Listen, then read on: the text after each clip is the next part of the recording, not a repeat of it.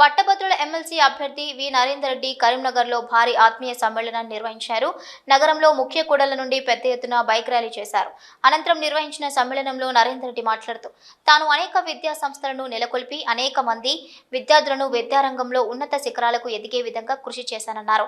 మరెందరో విద్యార్థులు ఉన్నతమైన ఉద్యోగాలు సాధించి ఉపాధి పొందుతున్నారన్నారు. తమ విద్యా సంస్థలో నిరుపేద విద్యార్థులకు ఉచితంగా విద్యను అందించారన్నారు.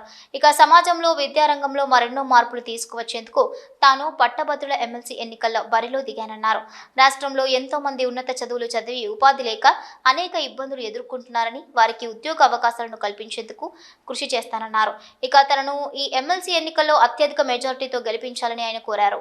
రాష్ట్రంలో అనేక ప్రైవేటు విద్యా సంస్థల్లో లక్షలాది నిరుద్యోగులు ఉపాధి పొందుతున్నారని వారికి ప్రభుత్వ పరంగా రావాల్సిన సౌకర్యాలను వర్తించేందుకు తాను ప్రభుత్వంతో సంప్రదిస్తానన్నారు. ఈ కార్యక్రమంలో ప్రైవేటు విద్యా సంస్థల అధినేతలతో పాటు పలు కళాశాలల బోధకులు పాల్గొన్నారు. అనంతరం విద్యార్థులు నిర్వహించిన సాంస్కృతిక ప్రదర్శనలు ఆహుతులను అమితంగా ఆకట్టుకున్నాయి.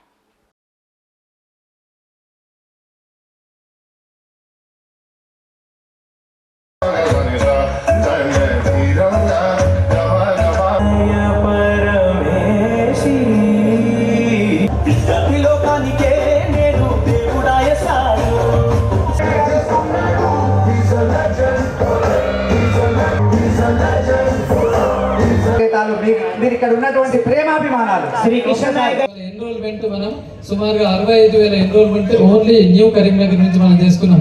మొత్తం ఎన్రోల్మెంట్ లో ఒక 60,000 ఓన్లీ మన కరీంనగర్ జిల్లానే చేసింది. అంటే మన కరీంనగర్ పట్టభద్రుల యొక్క ఉత్సాహం, మరి నరేందర్ రెడ్డిని గెలిపించాలని ఉత్సాహం ఏ విధంగా ఉంది అక్కడ మాత్రమే కనబడుతుంది.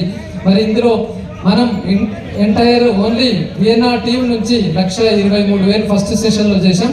ఈ గ్యాప్ లో రెండవ దానిలో కూడా మనం ఒక 10,000 పూర్తి చేసుకున్నాం. అంటే సుమారుగా 1,50,000 మనం టార్గెట్ పెట్టుకొని ఎన్రోల్ చేసుకోవడానికి మనం ముందుకు వెళ్తున్నాం. ఇవాళ మనం ఒక కరీంనగరే కాదు, మొత్తం 42 అసెంబ్లీ కాన్స్టిట్యూయెంట్స్ నేను చుట్టుముట్టి వచ్చాను ఈ 90 రోజుల్లో.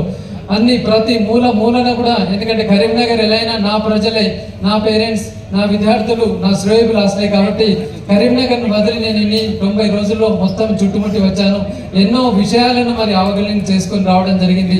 మరి చివరిగా ఇప్పుడు కరీంనగర్లో ఒక భారీ సభ ఏర్పాటు చేసి మరి నేను అక్కడ నేర్చుకున్నది ఏంటి, హామీ ఇచ్చింది ఏంటి, తర్వాత అసలు పట్టభద్రుల సమస్యలు ఏంటి, ఒకసారి ఒక గ్యాప్లో ఇంకా మనకు 3 నెలల సమయం ఎన్నికలు ఉన్నా ఒకసారి మనం రివోక్ చేసుకోవడానికి అవకాశం ఉంటుందని ఈరోజు మనం అందరినీ గ్యాదర్ చేయడం జరిగింది.